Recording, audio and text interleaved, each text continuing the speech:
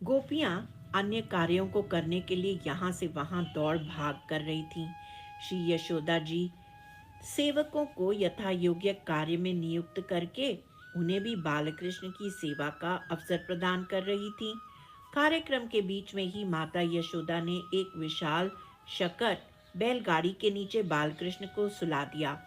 वह शकट एक भवन के समान बड़ा था और नंद भवन के आंगन में दूसरी तरफ रखा हुआ था।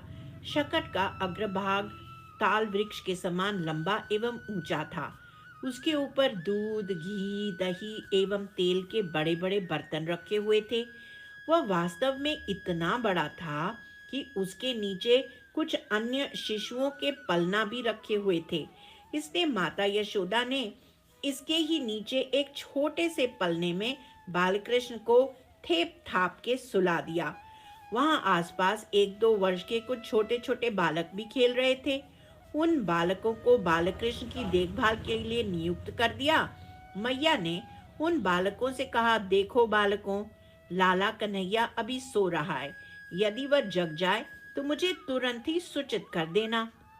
बालकों ने भी हाँ भरते हुए अपना सिर हिला दिया। श्री यशोदा माता के कहने पर वे सभी बालक उस पालने के आसपास ही खेलने लग गए। बालकृष्ण 4 स्तंभ के मध्य स्थित दोलनाकार झूले के आकार पलने पर सो रहे थे।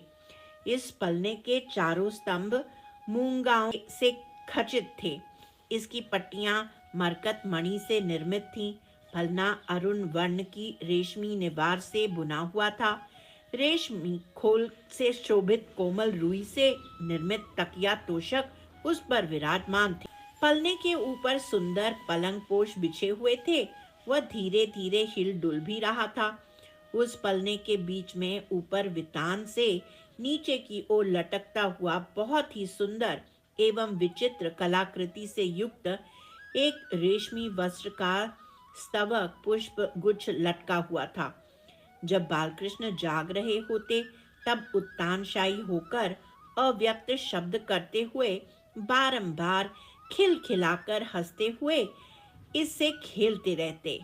माता यशोदा पूजनीय ब्राह्मण आदि की सेवा के लिए पुनः उत्सव में आ गई। आगंतुक जन बालक के पहनने योग्य झंगुली, झबला, टोपी, आभूषण आदि भेंट लाए हुए थे। श्री नंदरानी का इन सामग्रियों को लेने देने में ही 1.5 प्रहर बीत गया। सभी जन भेंटों की लेन देन में बालकृष्ण को तो भूल ही गए थे। उसी समय कंस का भेजा हुआ कोई असुर, शकटासुर पूतना की ही तरह बालकृष्ण को ढूंढते हुए गोकुल में आ गया।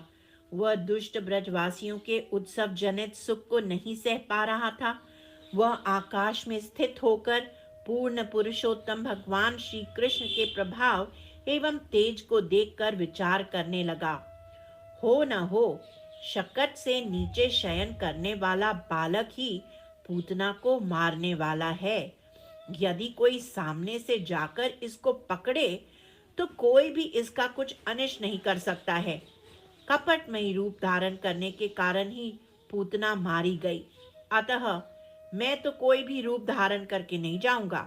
इस प्रकार सोच विचार करके वह असुर गुप्त रूप से शकट बैलगाड़ी में प्रवेश कर गया। वह दुष्ट अब बालकृष्ण के ऊपर गिरने का उपद्रव करना चाह रहा था। इसके आवेश के कारण बैलगाड़ी शकट के पहिए धरती में धंसने लगे एवं घुरा टेढ़ा होने लगा था। बालकृष्ण की देखभाल में जो छोटे छोटे बालक नियुक्त थे वे माता यशोदा के आग्रह से अपना खेल बंद करके बालकृष्ण के ही निकट आ गए थे। लेकिन बालकों की चंचलता कैसे रुक सकती थी। कोई बालक बालकृष्ण के हाथ की छोटी सी अंगुली पकड़े हुए तोतली बोली में कहने लगा, अरे इसकी उंगली कितनी कोमल और सुंदर है।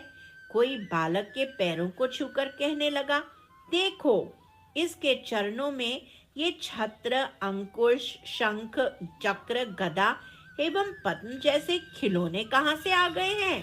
कोई बालक के पेट पर हाथ रखकर कहने लगा, इसका पेट सांस लेने से हिलता हुए बड़ा सुंदर लग रहा है। कोई बालक के हिलते हुए ओष्ठ के ऊपर हाथ रखकर कहने लगा, अरे देखो, इसके ओष्ठ तो नींद में भी चल रहे हैं।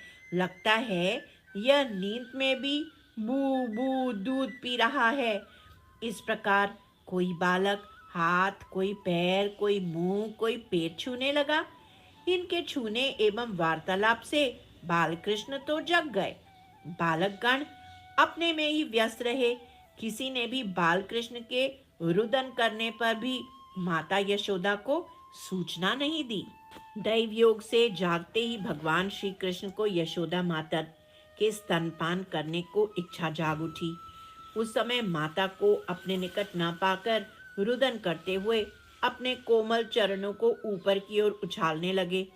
मनस्विनी श्री यशोदा माता ब्रजवासियों की स्वागत सत्कार में व्यस्त थीं।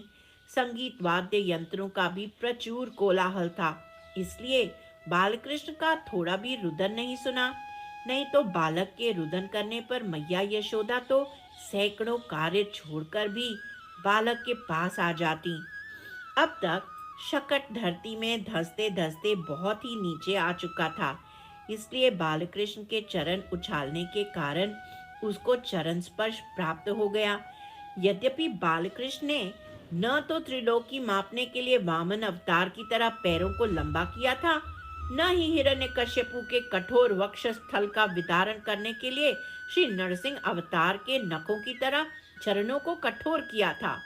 उनके चरण तो पूर्ववत अति कोमल एवं मृदु ही थे, तथापि उनके चरणों में विरुद्ध धर्माश्रयता उत्पन्न हो गई थी।